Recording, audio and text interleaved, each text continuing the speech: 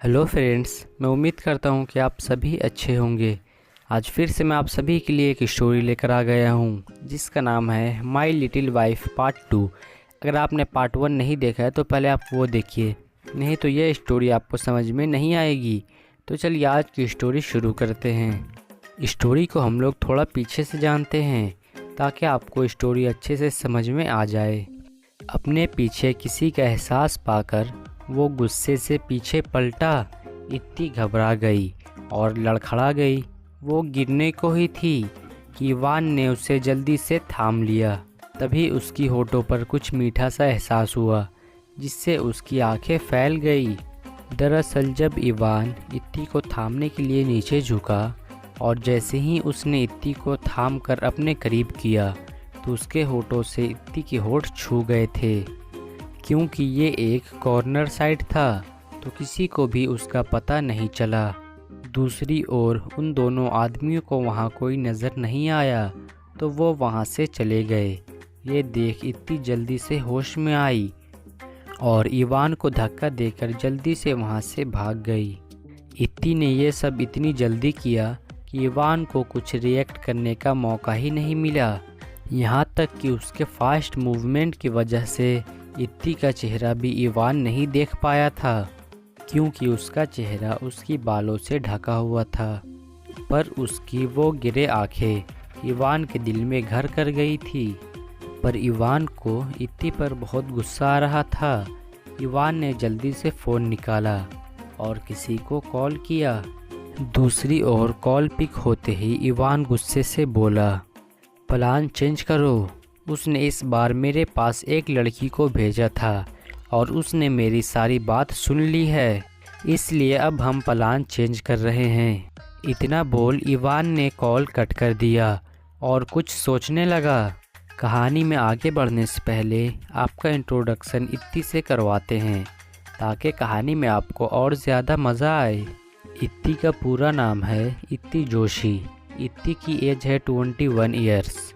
इत्ती की हाइट है 5.4 फीट। गोरा रंग, गिरे आंखें, काले घने बाल। होठ के दाईं ओर नीचे की तरफ एक छोटा सा काला तिल जो उसकी खूबसूरती पर 4 चांद लगा रहा था। और परफेक्ट बॉडी शेप। इत्ती बेहद ही सुंदर है, बल्कि किसी अप्सरा की तरह है। इत्ती दिल्ली की जानी मानी जोशी फैमिली की एक लौती बेटी है। इत्ती की पेरेंट्स की डेथ 18 साल पहले ही हो गई थी, जिनका एक बेटा है जिसका नाम है तेजस जोशी।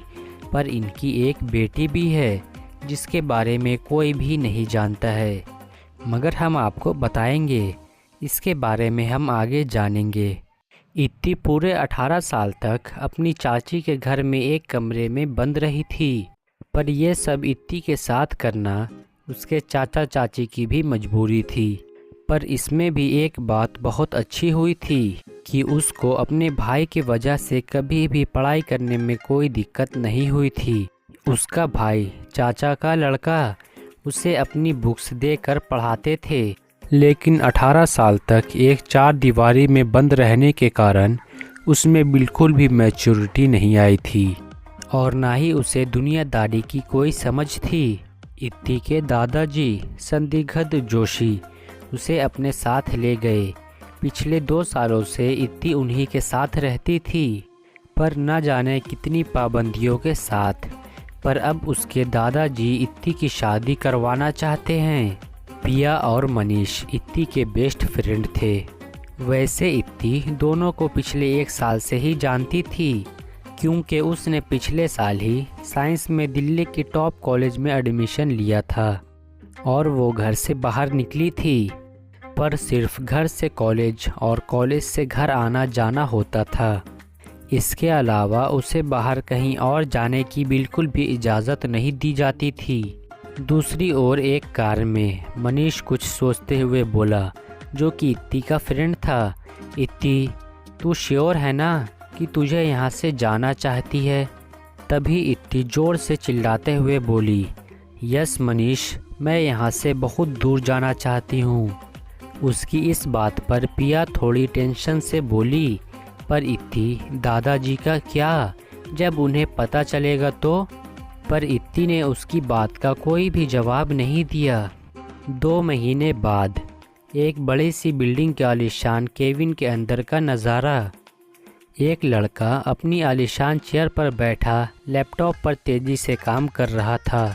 लैपटॉप पर काम करते वक्त उसकी उंगलियां किसी रोबोट की तरह चल रही थी। ये लड़का कोई और नहीं बल्कि हमारा हीरो इवान था। इवान वैसे तो फिज़िकली अपनी ऑफिस के केबिन में ही था, पर मेंटली वो कहीं और ही था। अपने केबिन की डोर की तरफ देख रहा था, शायद किसी के अंदर आने का इंतज़ार कर रहा था। तभी किसी ने उसके केबिन का डोर नॉक किया, जिसके साथ ही इवान का भी इंतज़ार ख़त्म हो गया और वो दरवाजे की ओर देखने लगा। फिर अपने कोल्ड एक्सप्रेशन और उसी रौबदार आवाज़ में बोला, कम इन। इवान के आसपास हमेशा एक अलग ही तरह का ऑरा रहता था और उसकी आवाज़ में एक अलग तरह का रोब होता है जिससे हर कोई डर जाता था। यही हाल बाहर खड़े उस व्यक्ति का था। बाहर खड़ा आदमी हिचकते हुए अंदर आया। तभी एक बार फिर उसके कानों में इवान की आवाज़ पड़ती है। इवान कहता है, क्या न्यूज़ लाए हो? आदमी अपने माथे पर आई पसीने की बूंदों को साफ करते हुए बोला, बॉस, वो लड़की जिसे आप ढूंढ रहे हैं वो दिल्ली की मशहूर जोशी फैमिली की इकलौती बेटी इत्ती जोशी है। उसके मॉम डैड दोनों की डेथ हो गई है और ऐसे ही बाकी भी इंफॉर्मेशन दे देता है। तभी इवान गुस्से से बोला, राहुल, अभी कहाँ है वो? राहुल डरते हुए बोला, वो इस समय कोलकाता में है। खबर मिली है कि वो वहाँ सिर्फ 3 दिनों के लिए ही रुकने वाली है। राहुल की बात सुन इवान एक डेविल स्माइल के साथ कुछ सोचते हुए बोला, ओके, मेरा जेट अभी रेडी करवाओ, हम अभी कोलकाता जा रहे हैं। ये सुनते ही राहुल हैरानी से इवान को देखने लगा, क्योंकि उसे यकीन नहीं हो रहा था कि उसका बॉस आज एक बहुत ही इम्पोर्टेंट मीटिंग छोड़कर कोलकाता जा रहा है, वो भी एक लड़की के लिए। पर खैर, अब तो वो कुछ बोल भी नहीं सकता था। उसे तो बॉस का ऑर्डर मिला था, वो उसे फॉलो करना था। दूसरी ओर कोलकाता में इत्ती अपने होटल की बालकनी में खड़ी गहरी सोच में डूबी हुई थी। तभी उसकी आंखों से आंसू बहने लगे। तभी कोई उसके रूम का डोर नॉक करता है, तो इत्ती ने जल्दी से अपने आंसू साफ किए और जल्दी से रूम का डोर खोला, तो उसके सामने उसके दोनों फ्रेंड्स खड़े थे। फिर क्या था, तीनों फ्रेंड्स मिलकर पूरा दिन मस्ती करने लगे और अपनी मस्ती में ही पूरा दिन गुजार देते हैं। रात को डिनर करने के बाद कल घूमने जाने का प्लान बनाकर अपने रूम में सोने चले गए। रात 1 बजे के आसपास कोई इत्ती के रूम में दबे पांव इंटर हुआ और उसे उसके चेहरे पर एक रुमाल रख दिया, जिससे इत्ती बेहोश हो गई। अगली सुबह जैसे ही इत्ती की नींद खुली तो वह अपने आप को एक आलीशान से कमरे में पाया। कमरा बहुत ही सुंदर से डेकोरेट किया गया था और वहाँ की हर एक चीज़ पिंक कलर की थी। इत्ती उस रूम को हैरानी से देख रही थी। तभी कोई उसके रूम में इंटर किया। इत्ती सामने देखती है तो उसके सामने एक हैंडसम लड़का ब्लैक 3 पीस सूट में खड़ा था। वो बहुत ही हैंडसम लग रहा था। इत्ती बड़े ही ध्यान से उसे देखने लगती है। वहीं वो लड़का धीरे धीरे इत्ती के बेड के पास आ गया। इत्ती हैरानी से उस आदमी को देखते हुए बोली, ये तुम्हारा घर है? क्या तुमने मुझे यहाँ लाए हो? फिर ध्यान से उस लड़के को देखने लगी, जिसके चेहरे पर कोई भी एक्सप्रेशन नहीं था। तभी वो कुछ सोचते हुए बोली, वैसे तुम कौन हो? इत्ती की बातें सुन उस लड़का का चेहरा गुस्से से लाल होने लगा। क्या इवान इत्ती तक पहुंच पाएगा? और इत्ती किसके घर पर थी? आखिर कौन था वो आदमी? जानते हैं नेक्स्ट एपिसोड में। कमेंट करना ना भूले। इसका पार्ट 3 कल आएगा।